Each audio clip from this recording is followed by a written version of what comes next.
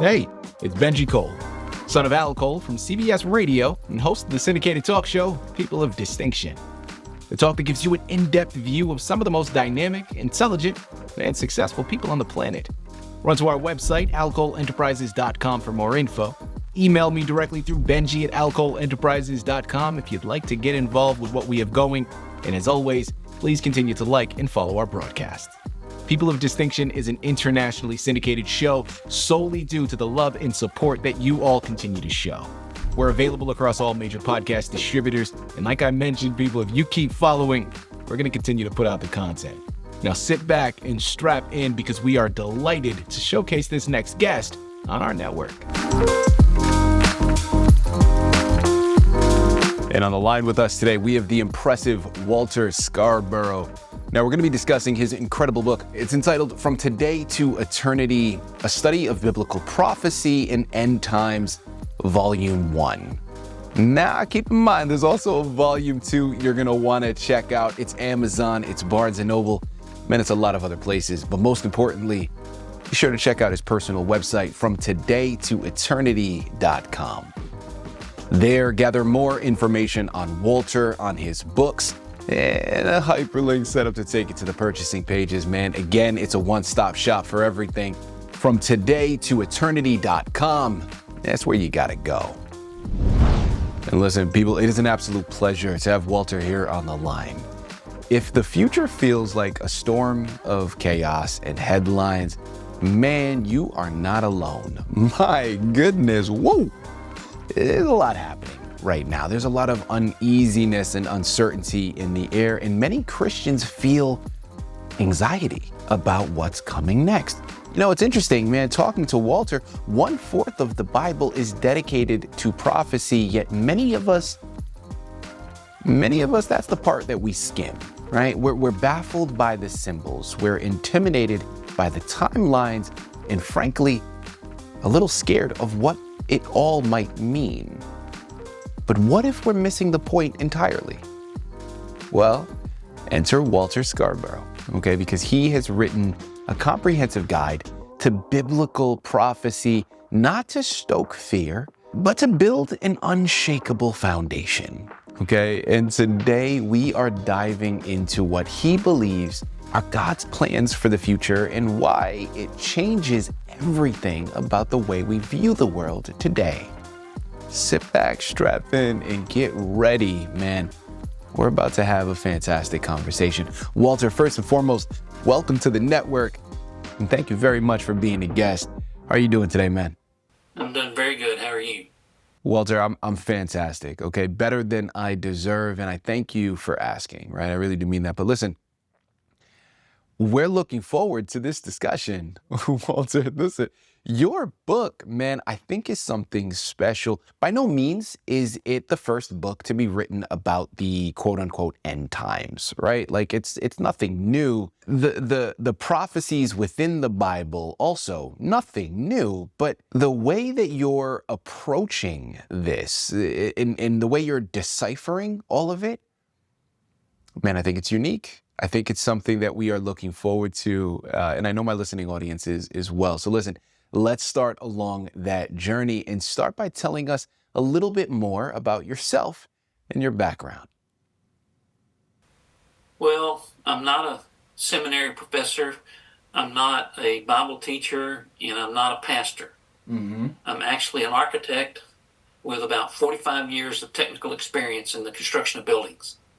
And I've been interested in biblical prophecy and end times for a large part of my adult life.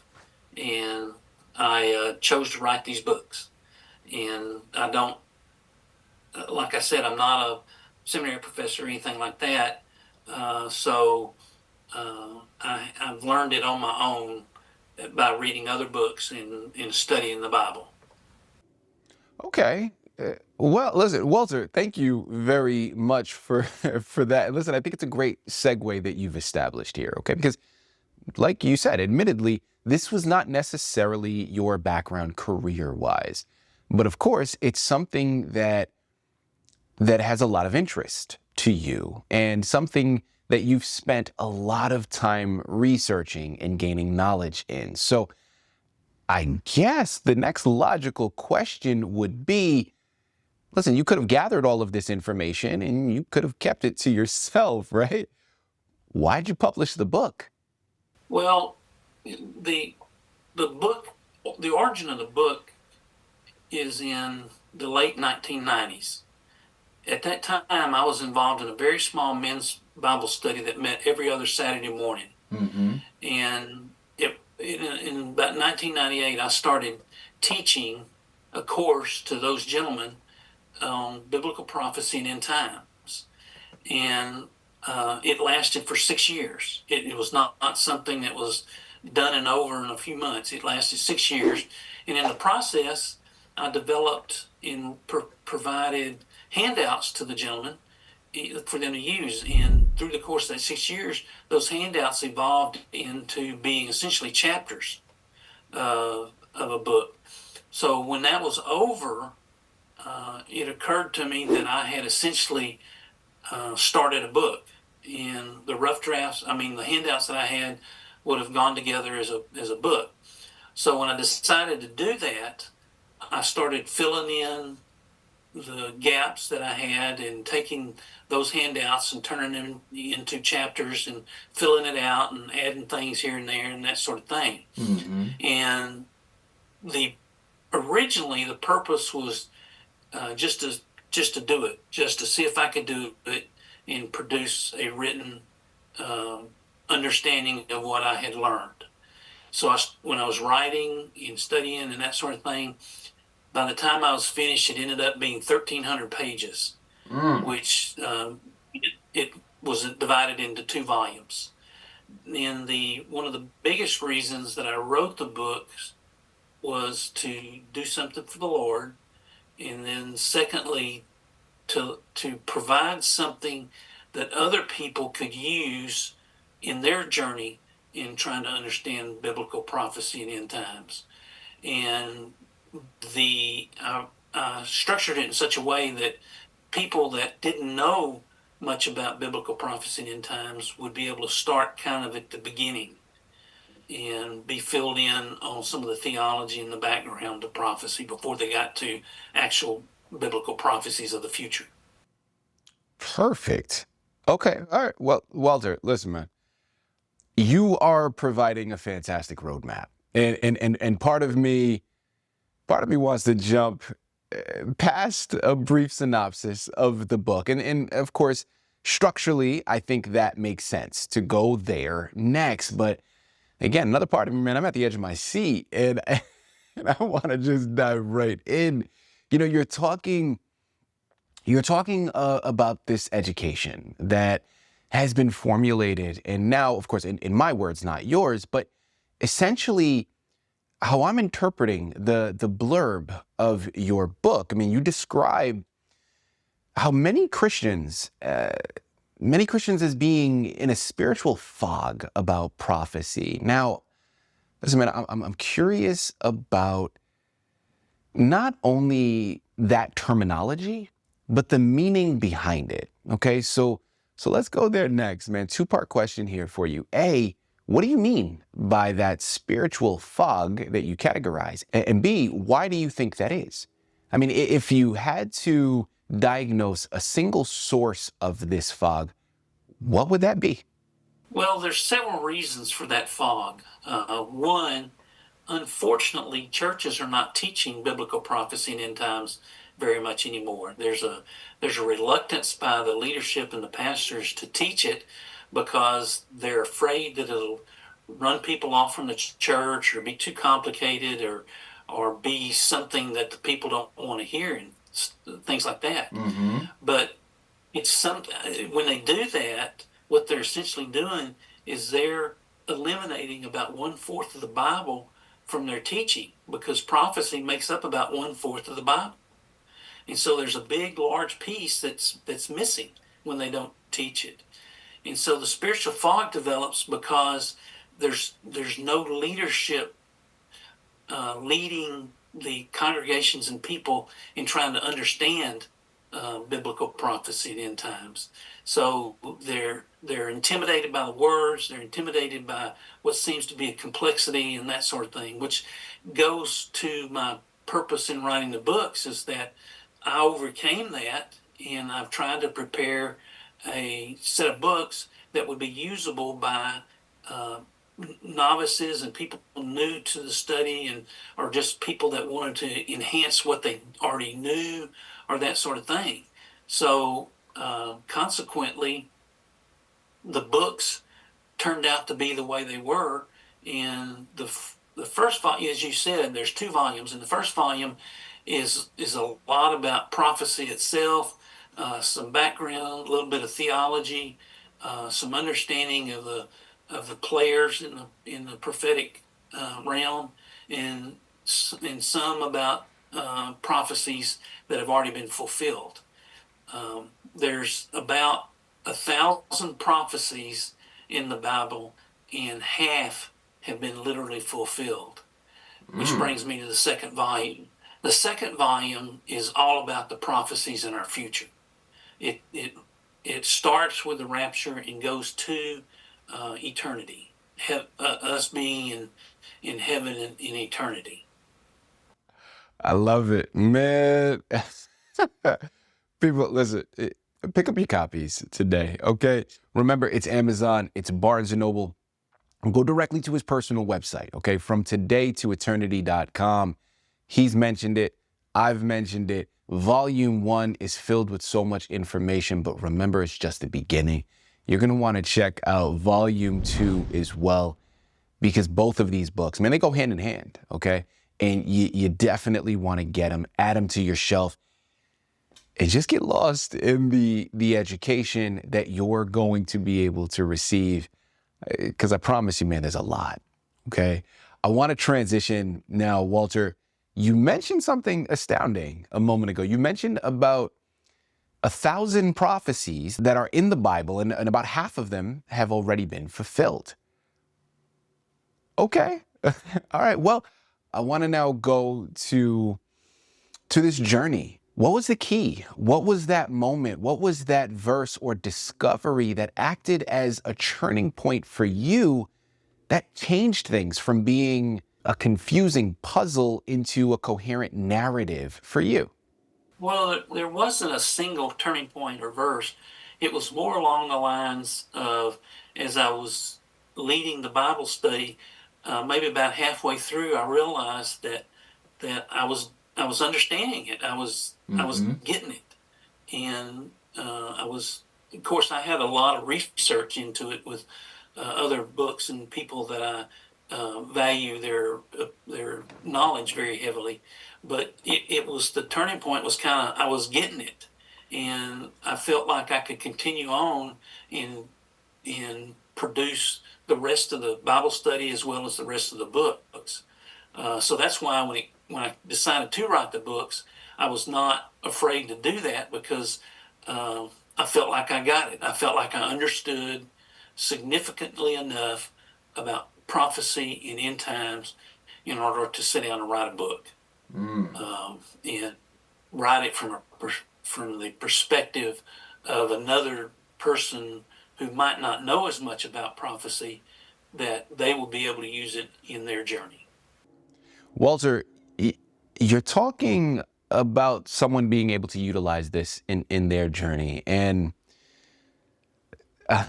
listen, man, I think that's a great place to go next. Looking at the uncertainty of the world today in what some may call a bleak future, right? I mean, I'm not even going to go into it right now. You get it. People just watch the news, man. Turn on the TV and see what I'm talking about. And I know a lot of you don't need to do that. You're already here with me. You get it. Well, Walter, let me ask, man, does the biblical picture provide any comfort? And what is the piece of advice that you're offering to those listening in right now, man? Like, what are you wanting them to take from this? Well, that's very simple. The Each person, I encourage each person to look into their heart and come to a believing faith in Jesus Christ, and that Jesus Christ is their Savior. Because if they're a believer and they live for Christ and do the things that the Bible talks about, then the next prophetic event to occur is the rapture. And the trick is that the rapture will remove all believing Christians from the earth, and we will not have to go through a lot of the things that are talked about in the end times, things like the tribulation and the great tribulation, and all the seals and trumpet and bowl judgments and all the other kinds of judgments that happen. It's a 7-year period that happens after the rapture, and it's not going to be a very nice time to be alive on the earth. But believers will leave before all that happens. And the advantage to studying the books is to understand what all the other things that will happen will be. Even though we won't be here, it's interesting to me to understand all the things that will happen. And eventually, all the believers that are in heaven will come back to the new earth and live through the millennium and then into heaven. So it picks back up after the tribulation, in where we as believing Christians will be back on earth with Jesus Christ as our Lord and Savior. Walter, I love what you're saying, man. And I know that there's a lot of people listening in right now that can easily side with it. But I do understand that there are a lot of skeptics in the world. So let's take an opportunity and let's talk to them, including younger Christians who have lost hope in traditional institutions.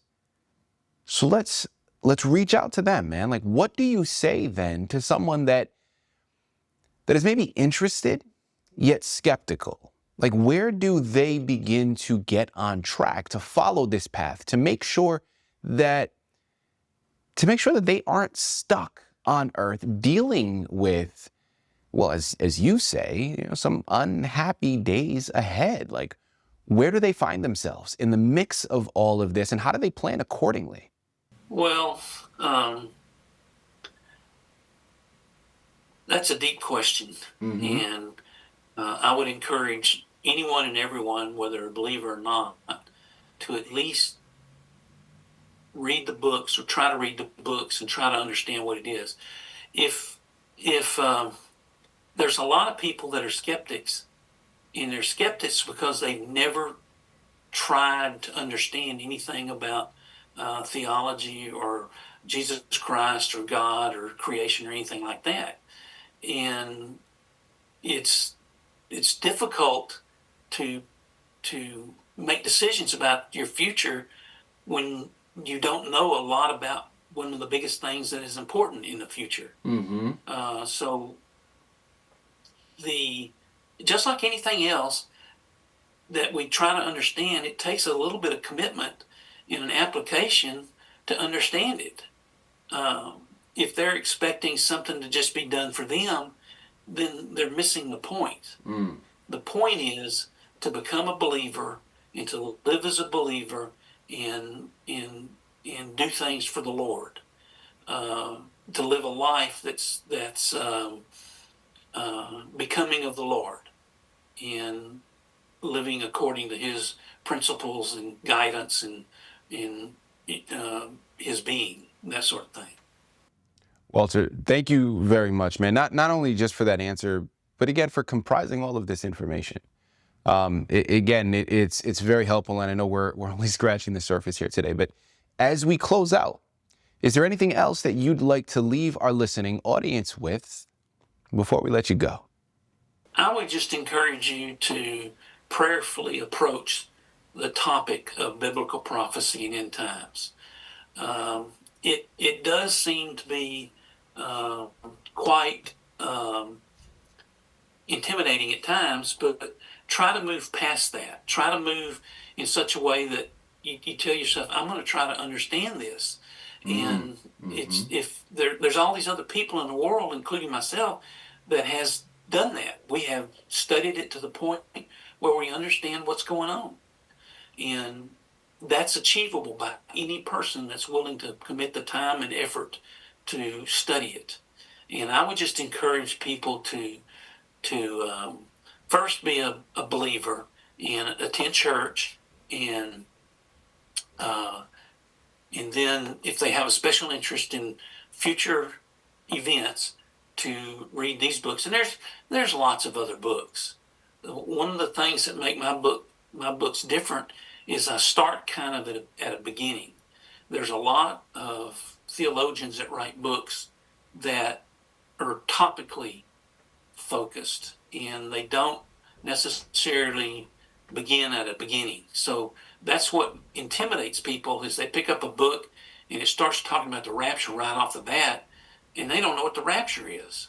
They don't know why it's important. They don't know that it's still in our future and why it would even happen. Whereas if you take and read books like mine that does a lot of preparatory work before you get to that question of the rapture, then when you read about the rapture, you'll understand what's going on. You'll understand it. So I would just encourage people to at least give it a chance. We can't gain any knowledge about anything without commitment. You said something that I think is spot on, right? You're saying that your work is preparatory. And, as I think back to all of the things that we have discussed here today, the mountain of information that your books provide, that I think is the biggest takeaway for me.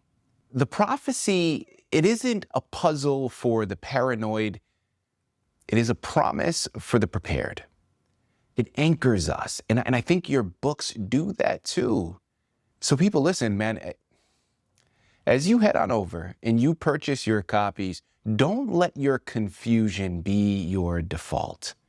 Seek understanding. And that understanding, it comes through magnificent books like these, right? Like, this is a journey. These books offer a fantastic place to start, but understand that the journey continues, right? Remember, there are 2 volumes that you're going to want to get your hands on, all right? So it's Amazon, it's Barnes & Noble, it's from todaytoeternity.com. Head on over there. Allow these books to be your guide to preparation. Walter, this has been a true pleasure, man, an absolute honor. Thank you for compounding such magnificent information, but most importantly, thank you for being here with us to discuss it all through people of distinction. It's my pleasure.